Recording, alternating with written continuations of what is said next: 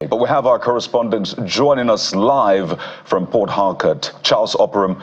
Well, good morning, Charles. Speak to us. What is going on there in Port Harcourt, the River State capital?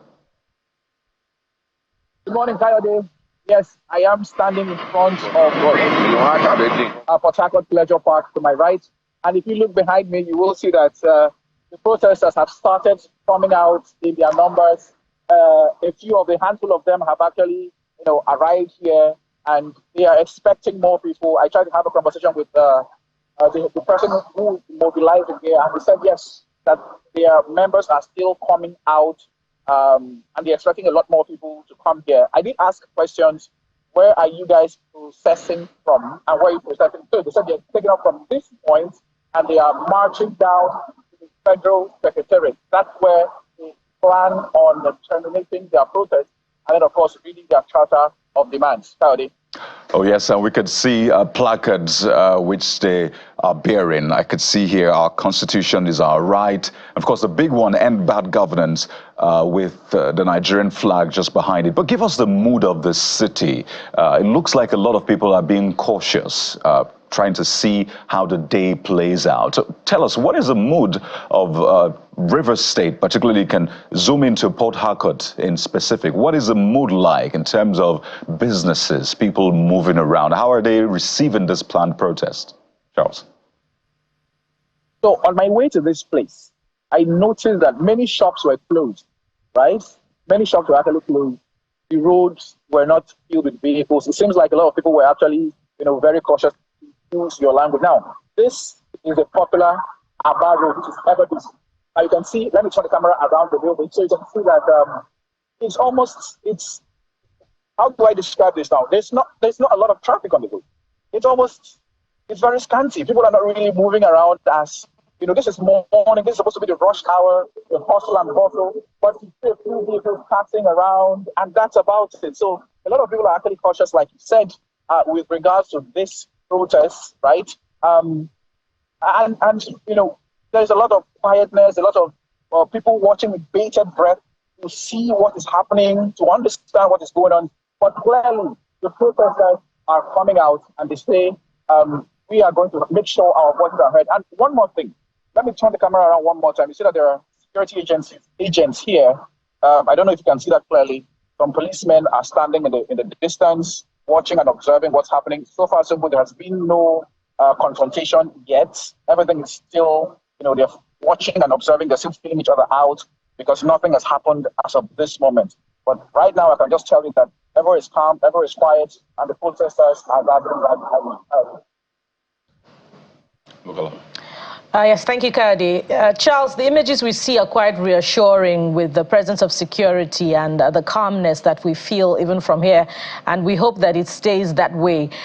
You said you had a conversation with some of the mobilizers, and I wonder if you were able to ask under what platform they are protesting, because we have a number of groups: Coalition for Civil Society, United Action for Civil Society, and there's the broader Take It Back movement. Or are they just, concerned Nigerians that have come out on their own? They did not tell me a banner or a group under which they were protesting. It sounded like there were young people who just wanted to come out and protest. None of them said to me, we're operating under this, under the aegis of so and so group or so and so umbrella. But apparently there's got to be some organization somewhere.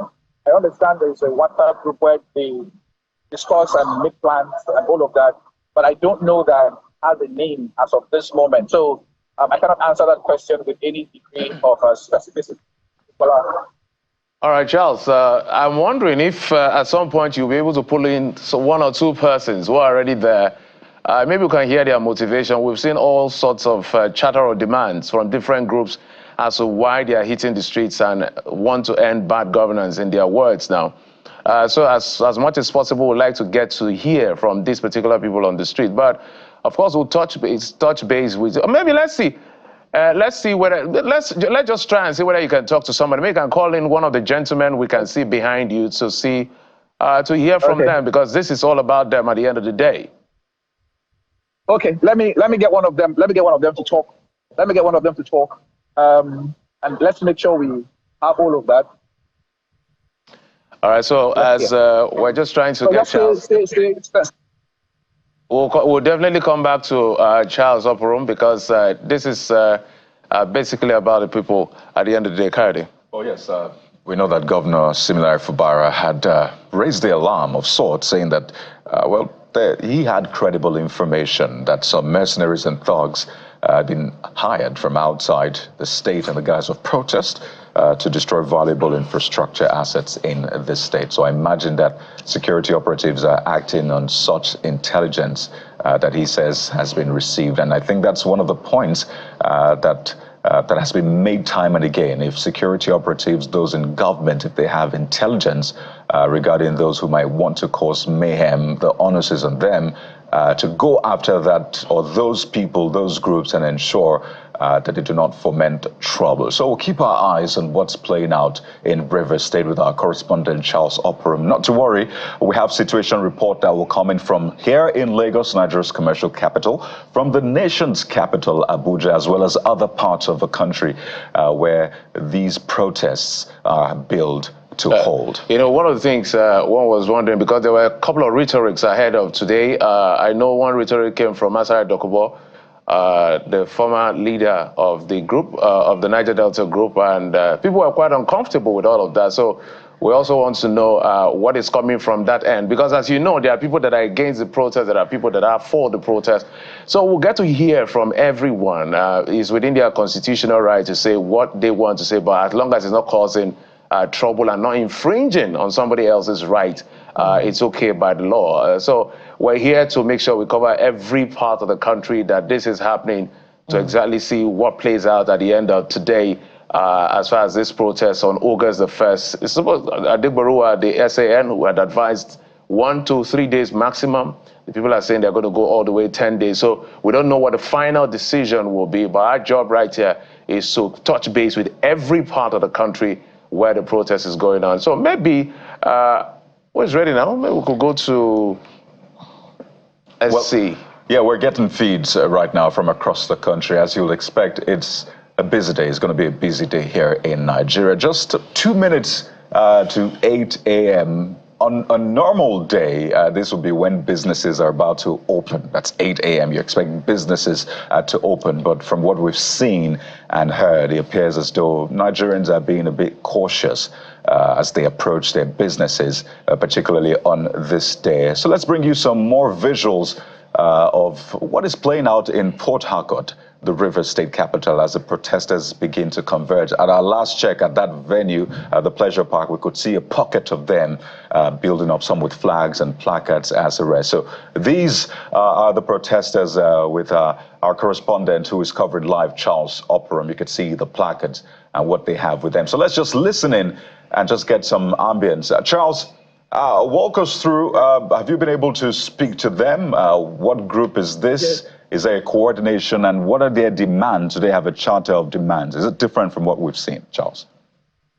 So apparently it's a coalition of different groups. However, one of their leaders is standing right in front of me, and he's going to be going ahead with introducing himself. So go ahead, what's your name? What group are you guys protesting under? Is it one group? Is it a coalition? And what exactly are your demands?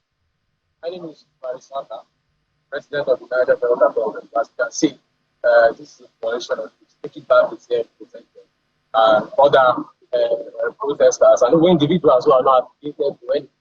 It is unfortunate that the Rivers State, or what is Niger Delta in general, we are economic pillars of the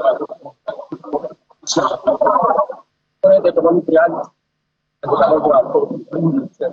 It's not something that anyone is happy about. That is why we are out here. And we call on all Niger Deltans, wherever they are, listening to this right now. Come out there fast.